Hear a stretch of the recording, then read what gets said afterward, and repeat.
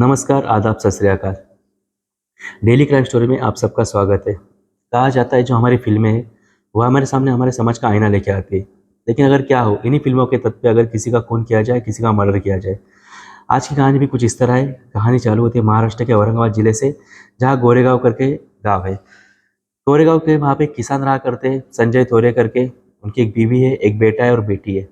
बेटे का नाम है संकेत, जो कि 17 साल का है, और बेटी का नाम है कीर्ति थोरे, जो कि 19 साल की है। कीर्ति एक कॉलेज स्टूडेंट है। वहीं से 4 किलोमीटर दूर एक लाड़गाँव करके जगह है। वहाँ पर एक किसान रहा करते हैं। उनका भी एक बेटा है, कैलाश जगताप करते, जो कि 23 साल का है। कैलाश 23 साल का है, कीर्ति 19 साल की है। दोनों एक ही कॉलेज में पढ़ते हैं। दोनों में भी अच्छी दोस्ती है, और ये दोस्ती देखते देखते कब प्यार हो जाता है, दोनों को भी पता नहीं चलता। लेकिन ये बात वो दोनों भी अपने घर वालों से छुपा के रखते हैं। एक दिन मीन्स जून 2021 को कीर्ति अचानक गायब हो जाती है। कीर्ति के गायब हो जाने के बाद जो उसके पिता है वो पूरी तरह से परेशान हो जाते हैं। वो भागते भागते पुलिस स्टेशन जाते हैं और अपनी एफआईआर दर्ज करवा लेते हैं। एफआईआर होने के बाद पुलिस भी कीर्ति को ढूंढने के लिए निकल पड़ती है, लेकिन कीर्ति का कहीं कोई सुराग नहीं मिलता है। 7-8 दिन जाने के बाद, कीर्ति को ढूंढने के बाद, कीर्ति का कोई पता न लगने के बाद, उसके घर वाले जो इसके पिता है, उनके घर में दिल में ख्याल आता है कि शायद कीर्ति को अगवा किया जाए या उसका खून किया होगा। लेकिन ऐसा कुछ नहीं होता है। कुछ दिनों के बाद पुलिस स्टेशन से कीर्ति को जो पिता है उसको उनको फ़ोन आता है कि आपकी बेटी मिल गई है, आप जल्दी से पुलिस स्टेशन आ जाइए। उसके पिता बहुत खुश हो जाते हैं और भागते-भागते पुलिस स्टेशन पहुँच जाते हैं। लेकिन पुलिस स्टेशन जाने के बाद वो सामने जो देखते हैं, तो उनके पैरों की ज़मीन हिल जाती है कि कीर्ति कहीं गायब नहीं हुई थी। वो अब खुद अपने घर से भाग के चली गई थी, और उसने भागकर जाके कैलाश के साथ शादी कर ली थी। ये देख के पिता पूरी तरह से शर्मिंदा हो जाके, यहाँ पे कैलाश ने भाग के शादी कर ली। इसके वजह से उसके घर वालों को भी गुस्सा था, उसको घर वालों की भी ये बात पसंद नहीं आई। उसके घर वाले भी कैलाश को घर से बाहर निकाल देते। कीर्ति और कैलाश अब दोनों भी बाहर रहने लग चुके थे। उन्होंने अपनी एक अलग दुनिया बना ली थी। कुछ दिन बीत जाने के बाद कैलाश के घर वाले कैलाश को अपने घर पे बुला देते। कीर्ति बहुत खुश थी कि वो नए घर में गई है। सब कुछ ठीक ठाक चल रहा था। एक दिन अचानक कीर्ति की जो माँ है, वो कीर्ति से मिलने कैलाश के घर आ जाती है। माँ आने की खुशी में कीर्ति बहुत खुश हो जाती है। वो अपने माँ के गले में गिर के रो रो जोर जोर से रोना चालू कर देती है, जैसे कि वो कितने दिन से रोई ना हो। बहुत खुश हो जाती है। माँ भी अपने बेटे से मिलके बहुत हो जाती है। अब ऐसा लग रहा था कि माँ और बेटी की वजह से सब, मतलब कीर्ति के जो पिता है और भाई है, वो दोनों भी मान जाएंगे। सबको यही लग रहा था। ऐसे ही कुछ दिन बीत जाते। कुछ 10 दिन हो जाने के बाद 10 दिसंबर 2021 को कीर्ति की माँ, उसका जो भाई है संकेत, उसके साथ फिर से कैलाश के घर आ जाती है। कीर्ति उस टाइम पे खेत पे काम कर रही थी।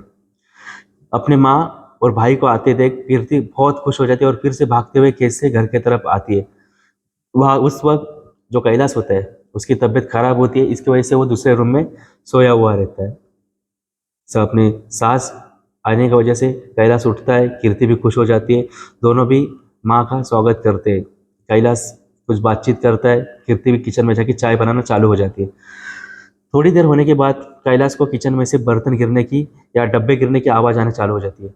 वो भागते भागते किचन की तरफ जाता है तो देखता है कि जो संकेत है, वो कीर्ति के गले के ऊपर चाकू रखा हुआ है और उसकी माँ ने कीर्ति के हाथ पकड़े हुए हैं। कैलाश पूरी तरह से डर जाता है और भागते हुए संकेत के पास जाता है, लेकिन संकेत उसी चाकू से कैलाश के ऊपर वार करना चाहता है। कैलाश बहुत डर जाता है और भागते हुए घर से बाहर आ जाता है और चिल्लाना चालू कर देता है। जब तक वो चिल्लाता है और उसके घर वाले घर तक पहुंचते हैं, तब तक संकेत ने कीर्ति का गला काट दिया था, और वो जो कटा हुआ सर लेके घर से बाहर आता है हंसते हुए। उसके एक हाथ में चाकू था, दूसरे हाथ में कीर्ति का सर था।